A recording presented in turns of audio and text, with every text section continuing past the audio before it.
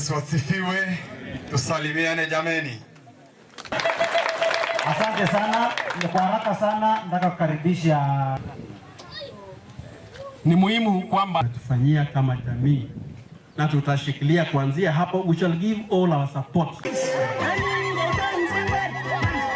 So happy that hiki kitabu kitaenda kuwasaidia watu wetu wa Sengwer community waweze kuisoma, waelewe neno la Mungu vizuri. Najua kwamba neno la Mungu pia inawasaidia watu wengi kwa kushape moral values in the society. So it's a milestone and we are so grateful to the leadership of the church and also the community at large.